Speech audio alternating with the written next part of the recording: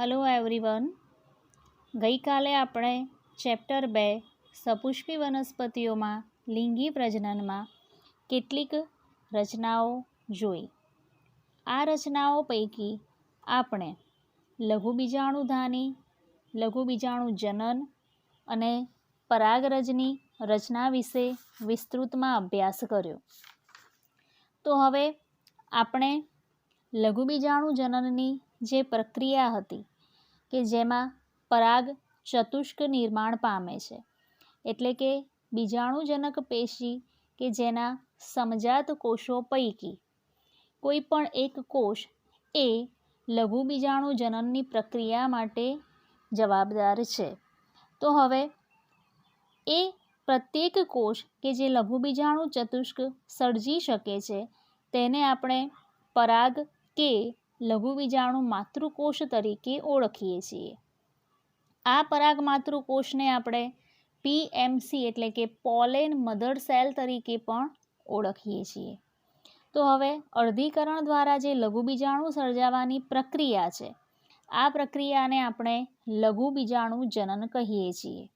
અને જે લઘુબીજાણુ સર્જાય છે તે 4 કોષોના સમૂહમાં હોય છે, જેને લઘુબીજાણુ ચતુષ્ક કે પરાગ ચતુષ્ક પણ કહે છે. અને જ્યારે પરાગાશય શુષ્ક બની સ્ફોટન પામે એ દરમિયાન એકબીજાથી લઘુબીજાણુઓ છૂટા પડી અને પર્યાવરણમાં પરાગરજને મુક્ત કરે છે. અને આ રીતે લઘુબીજાણુધાનીમાંથી હજારોની સંખ્યામાં પરાગરજ નિર્માણ થાય છે. તો આ પૈકી આપણે વિવિધ પ્રશ્નોના ઉત્તર જોયા, એટલે કે લઘુબીજાણુધાની શું છે, લઘુબીજાણુજનનની પ્રક્રિયા શું છે, કે પરાગ ચતુષ્ક શું છે.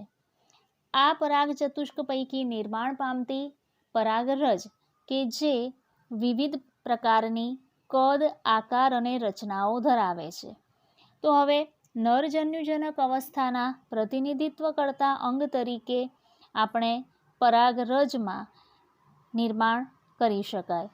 તો હવે આ પરાગરજની અંદર આપણે જોયું કે પરાગરજ જે સામાન્ય રીતે વિવિધ આકાર એટલે કે ગોળાકાર, લંબગોળાકાર, અંતરગોળાકાર, રકાબી કે પછી તકતી જેવી રચના ધરાવે છે અને જેનો વ્યાસ છે 25 થી 50 માઇક્રોમીટર જેટલો. તો હવે પરાગરજ કે જે 2 પ્રકારના આવરણો એટલે કે બાહ્ય આવરણ અને અંતઃ આવરણ ધરાવે છે, અને જે જગ્યાએ બાહ્ય આવરણમાં સ્પોરોપોલિનિન દ્રવ્યનો અભાવ હોય છે ત્યાંથી જનન છિદ્રના સ્થાનેથી પરાગનલિકા વિકસે છે. આ પરાગનલિકા કે જે અંડકના ભાગ સુધી પહોંચી નરજન્યુઓને મુક્ત કરાવે છે. તો હવે આ જે સ્પોરોપોલિનિનનું દ્રવ્ય છે તે કાર્બનિક દ્રવ્ય છે અને તે ઊંચા તાપમાન, જલદ એસિડ, બેઝ કે ઉત્સેચકો સામે પણ રક્ષણ મેળવી શકે છે.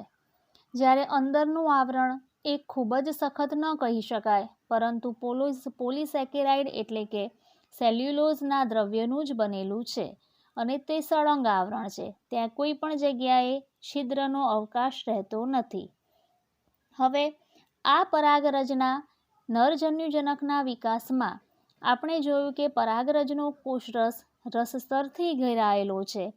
તો જ્યારે પરાગરજ પરિપક્વ બને છે તે દરમિયાન 2 કોષો એટલે કે વાનસ્પતિક કોષ અને જનન કોષ ધરાવે છે. વાનસ્પતિક કોષ મોટો હોય છે, જ્યારે જનન કોષ પ્રમાણમાં નાનો હોય છે અને ત્રાકાકાર હોય છે. વાનસ્પતિક કોષમાં વિપુલ પ્રમાણમાં ખોરાક સંગ્રહિત રચના જોવા મળે છે અને જનન કોષ સમભાજન પામી 2 પૂજન્યુઓ સર્જે છે અને આ પૂજન્યુઓ અંડકોષ સુધી પહોંચે છે. તો હવે આ પરાગરજની આપણે કેટલીક એલર્જી પણ જોઈ કે જ્યારે પરાગરજ છૂટી પડતી હોય એ દરમિયાન કેટલાક લોકોમાં શ્વાસ સંબંધિત રોગો જોવા મળે છે. અને આ શ્વાસ સંબંધિત રોગોમાં એલર્જી તરીકે અસ્થમા કે બ્રોન્કાઇટિસ જેવા રોગો અથવા તો આંખના રોગો જેવા કે કંજક્ટિવાઇટિસનો સમાવેશ થાય છે. કેટલાક લોકોને સામાન્ય શરદી ખાંસી જેવા લક્ષણો પણ જોવા મળે છે. તો હવે આગળ વધતા આજે આપણે વિસ્તારથી જોઈશું કે પરાગરજની નીપજો અને તેમના ઉપયોગો. તો હવે આપણે જોયું તેમ કે આ જે નિર્માણ પામતી પરાગરજ છે, આ પરાગરજને પરાગાસન પર સ્થાપિત થવાનું છે. તો હવે આ પરાગરજ એ પોષણથી સમૃદ્ધ છે, એટલે કે તેમાં વિવિધ પ્રકારના પોષક તત્વો રહેલા છે. હાલમાં પરાગરજની બનેલી ટેબ્લેટ્સ કે ગોળીઓ પૂરક આહાર તરીકે પણ ઉપયોગમાં લેવાય છે. આ પરાગરજ સિરપ સ્વરૂપે પણ બજારમાં અવેલેબલ છે. બી પોલેન તરીકે ઓળખાતી ઇંગ્લેન્ડમાં બનેલી કેટલીક પરાગરજની ઔષધિઓ કે જેનું વિશ્વભરમાં સેવન કરવામાં આવે છે. પરાગરજની પેદાશો તરીકે ટેબ્લેટ્સ અને સિરપ બજારમાં ઉપલબ્ધ છે અને એવું કહી શકાય કે આ પેદાશોનો ઉપયોગ કરવાથી રમતવીરો અને રેસમાં ભાગ લેતા ઘોડાઓનું પરફોર્મન્સ વધુ સારું જળવાઈ રહે છે.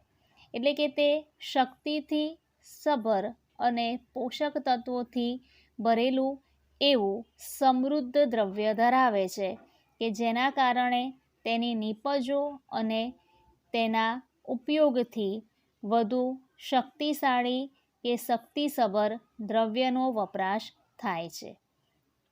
પરાગરજની જીવિતતા કે આ જે પરાગાસન છે તેને પરાગરજ છે તેને પરાગાસન સુધી સ્થાપિત થવા માટે કેટલોક સમય લાગે છે અને એ માટે બાહ્ય પરિબળો તેમજ કેટલાક પરાગવાહકો જવાબદાર છે. તો હવે જો પરાગરજ પરાગાસન પર સ્થાપિત થાય તે પહેલાં જ નાશ પામે કે નિષ્ફળ બને તો આગળ ફલનની પ્રક્રિયા શક્ય નથી. આ હેતુથી જ જે પરાગરજ ફલનમાં ભાગ લે છે એ પોતાની જીવિતતા ગુમાવે તે પહેલાં પરાગાસન પર સ્થાપિત થાય તે ખૂબ જરૂરી છે. તો દરેક પ્રકારની કે દરેક જાતિની વનસ્પતિઓમાં પરાગરજની જીવિતતાનો સમયગાળો એક સમાન જોવા મળતો નથી અને તેના માટે તાપમાન અને ભેજ જેવા પરિબળો પણ અસર કરતા છે. કેટલાક જાતિની વનસ્પતિ કે જેમાં પરાગરજની જીવિતતા અમુક કલાકો સુધી કે અમુક મિનિટ સુધી જ સ્થગિત હોય છે. એટલે કે ઘઉં કે ચોખા જેવા ધાન્યોમાં પરાગરજ મુક્ત થયા પછી 30 મિનિટમાં જ જીવિતતા ગુમાવે છે. આથી આટલા સમયકાળ દરમિયાન તેનું પરાગાસન પર સ્થાપન થવું જરૂરી છે. જ્યારે કેટલાક કુળની વનસ્પતિ જેવી કે રોઝેસી લેગ્યુમિનોસી અથવા તો સોલેનેસી કુળમાં પરાગરજની જીવિતતા મહિનાઓ સુધી રહે છે. આપણને સોલેનેસી કુળમાં બટાકા કે રીંગણ જેવા ઉત્પાદનો તેમજ લેગ્યુમિનોસી કુળમાં કે ફેબેસી કુળમાં કેટલાક કઠોળ કે ધાન્યોનો અભ્યાસ ખબર છે. તો હવે આ પરાગરજની જીવિતતા એટલે શું કે પરાગરજ પરાગાસન પર સ્થાપિત થાય તે દરમિયાન તે જીવિતતા ન ગુમાવે અને સફળતાપૂર્વક તેનું પરાગાસન પર સ્થાપિત થવું કે જેનો સમયગાળો પ્રત્યેક વનસ્પતિમાં કે પ્રત્યેક જાતિની વનસ્પતિઓમાં જુદો જુદો હોય છે. પરાગરજને આપણે 196°C માઇનસમાં કે પ્રવાહી નાઇટ્રોજનમાં સંગ્રહિત કરી શકાય છે. તો સામાન્ય રીતે આ પ્રકારે પરાગરજનો સંગ્રહ શા માટે કરવામાં આવે છે કે જે પોલેન બેંક્સ છે અથવા તો પરાગરજનો સંગ્રહ કરતી જનીન નિધિ છે કે જેમાં પરાગરજનો સંગ્રહ કરવામાં આવે છે અને જેનો ઉપયોગ પાક સંવર્ધિત કાર્યક્રમો માટે જરૂરી છે, કે જેનું કાર્ય બીજનિધિ જેવું જ છે. તો આપણે કહી શકીએ કે જ્યારે આપણે ઈચ્છિત પ્રકારના પાકો કે ઉત્પાદનો મેળવવાના હોય છે, એ દરમિયાન કેટલીક કૃત્રિમ સંવર્ધનની પદ્ધતિઓ કરવામાં આવે છે. આ પદ્ધતિઓ આ જ ચેપ્ટરમાં આપણે આગળ ભણીશું, જેવી કે બેગિંગ અથવા તો ઇમેસ્ક્યુલેશન જેવી પદ્ધતિ, કે જેમાં પરાગરજને ઈચ્છિત પરાગાસન પર સ્થાપિત કરી અને રોગમુક્ત તેમજ વધુ ઉત્પાદન આપતી વનસ્પતિઓનું નિર્માણ કરી શકાય છે. તો હવે આપણે વિસ્તારથી પરાગરજમાં નરજન્યુજનકનો વિકાસ, પરાગરજની ઉપયોગિતા તેમજ પરાગરજની જીવિતતાનો અભ્યાસ કર્યો. એટલે કે નર પ્રજનન અંગનો સવિસ્તાર અભ્યાસ કર્યો, કે જેમાં આપણે શરૂઆતથી લઈને એટલે કે પુંકેસરના અભ્યાસથી લઈને પરાગરજની જીવિતતા સુધીનો અભ્યાસ કર્યો.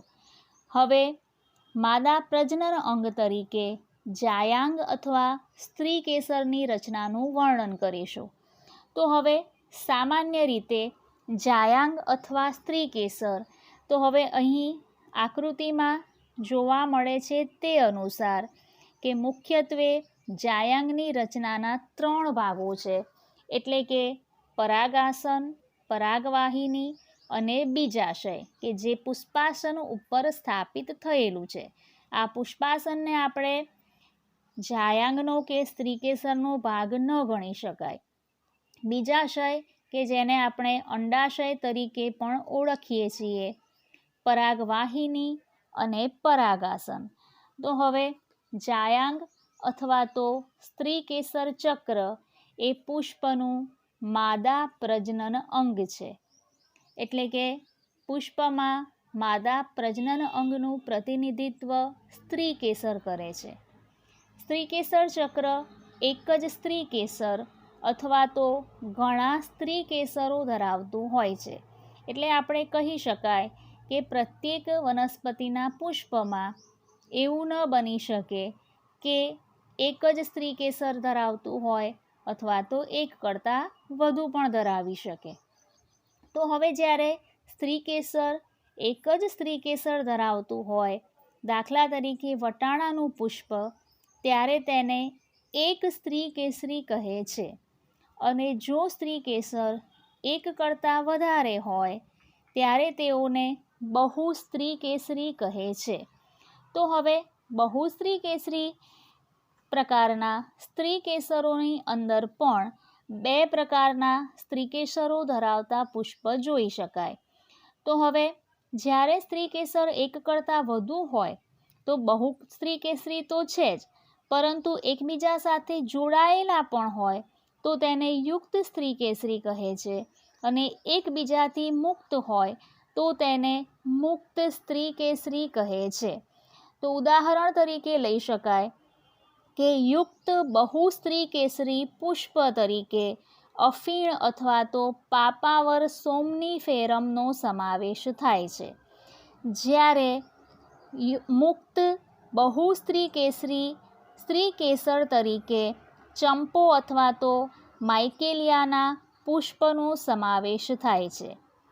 ફરીથી કે વટાણાનું પુષ્પ ફક્ત એક જ સ્ત્રીકેસર ધરાવતું પુષ્પ છે, જ્યારે બહુસ્ત્રીકેસરી પુષ્પ તરીકે જો યુક્ત એટલે કે બધા જ સ્ત્રીકેસરો એકબીજા સાથે જોડાયેલા હોય, તેનું ઉદાહરણ છે અફીણ અથવા તો પાપાવર સોમનીફેરમ. અને મુક્ત બહુસ્ત્રીકેસરી સ્ત્રીકેસર ધરાવતા પુષ્પનું ઉદાહરણ છે ચંપો અથવા તો માઇકેલિયા. તો હવે સ્ત્રીકેસરની રચનાની અંદર આગળ વધતા આપણે જોઈએ કે પ્રત્યેક સ્ત્રીકેસર મુખ્યત્વે 3 ભાગો ધરાવે છે: પરાગાસન, પરાગવાહિની અને બીજાશય. તો જે પરાગાસન છે એ પરાગરજ માટેનું ગ્રાહી સ્થાન છે, કે પુંકેસરમાંથી જે નિર્માણ પામી પરાગરજ એને પરાગાસન પર સ્થાપિત થવાનું છે, તો એ પરાગરજ માટેનું ગ્રાહી સ્થાન પરાગાસન છે. તો હવે આ પરાગાસન એ સામાન્ય રીતે ચિકાશ પડતું હોય છે અને એ રોમયુક્ત છે કે જે ઉડીને આવતી પરાગરજને કે કીટકો દ્વારા લાવવામાં આવતી પરાગરજને પરાગાસન પર સરળતાથી સ્થાપિત કરી શકે. પરાગવાહિની કે પરાગાસનની તુરંત જ નીચે આવેલો લાંબો પાતળો ભાગ છે કે જે પરાગ નલિકા માટેનો પણ માર્ગ ગણી શકાય, કે જ્યારે પરાગરજ અંકુરિત થશે અને તેમાંથી પરાગ નલિકા વિકાસ પામશે તો એ પરાગ નલિકાના માર્ગ તરીકે પરાગવાહિની આવેલી છે.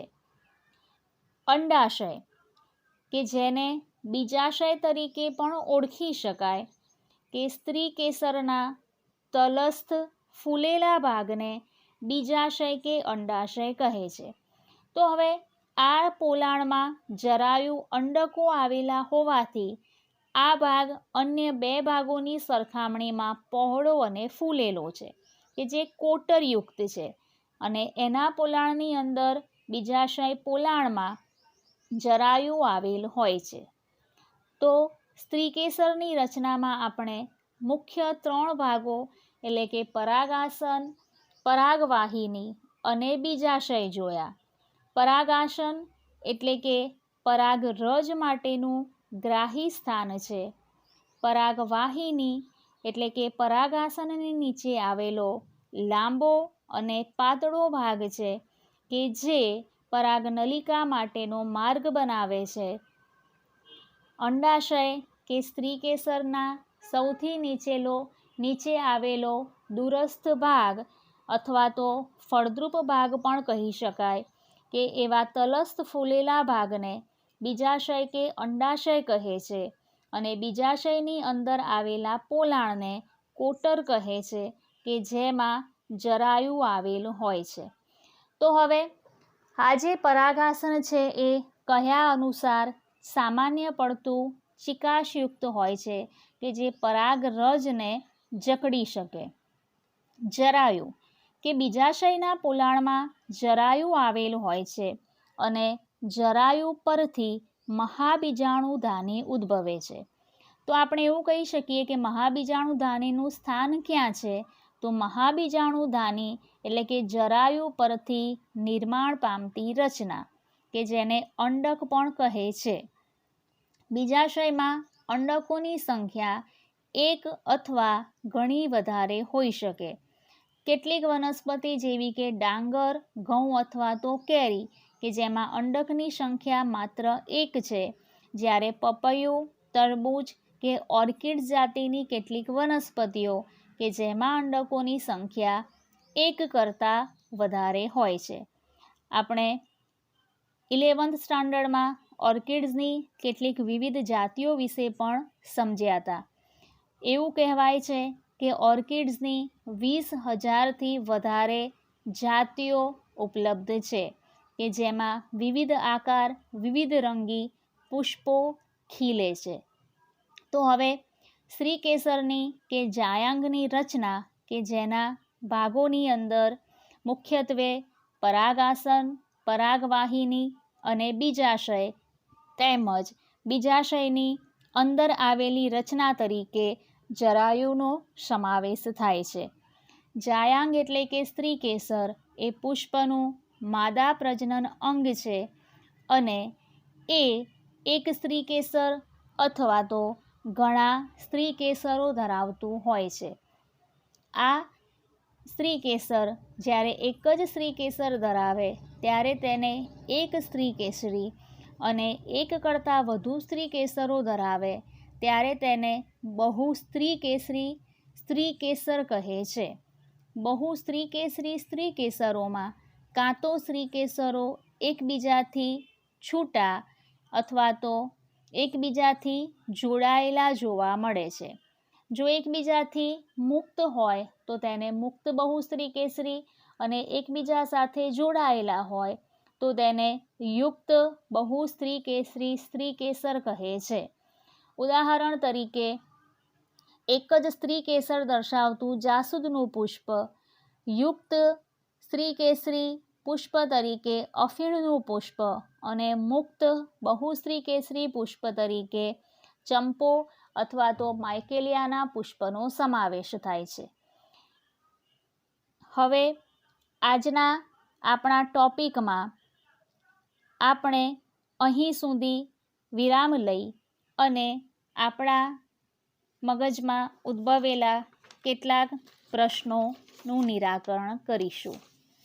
સામાન્ય રીતે આપણે સૌ પહેલાં અભ્યાસ કર્યો એમ કે પરાગરજની નીપજો અને તેના ઉપયોગો જણાવો, કે એની નીપજો તરીકે પરાગરજની ટેબ્લેટ્સ કે સિરપ પણ ઉપલબ્ધ છે અને જે બી પોલેન તરીકે માર્કેટમાં ઉપલબ્ધ છે, જેનો વિવિધ દેશોમાં રમતવીરો કે ઘોડાઓની રેસમાં સારા પરફોર્મન્સ માટે ઉપયોગ થઈ રહ્યો છે. પરાગરજને -196 ડિગ્રી સેન્ટીગ્રેડ તાપમાને પ્રવાહી નાઇટ્રોજન વાયુમાં સંગ્રહિત કરી તેનો ઉપયોગ પાક સંવર્ધન હેતુથી કરી શકાય. પરાગરજને પરાગાસન પર સ્થાપિત થવા માટે, ફલનની પ્રક્રિયામાં ભાગ લેવા માટે જીવિતતા મળે તે દરમિયાન જો નિષ્ફળ જાય તો ફલનની પ્રક્રિયા પૂર્ણ થતી નથી. માટે પરાગરજની જીવિતતા ફલન સુધી રહે તે ખૂબ જરૂરી છે. જાયાંગની રચનામાં પરાગાસન, પરાગવાહિની, બીજાશય અને તેના પોલાણમાં આવેલા જરાયુનો સમાવેશ થાય છે. તો મિત્રો, આપણે આજે વિવિધ પ્રકારના પ્રશ્નો ઉદ્ભવ્યા અને આ પ્રશ્નોના આપણે સવિસ્તાર જવાબ પણ મેળવ્યા. વધુમાં મહાબીજાણુધાની કે અંડકની રચનાનો અભ્યાસ આવતીકાલના વિડીયોમાં કરીશું. Till then, thank you so much.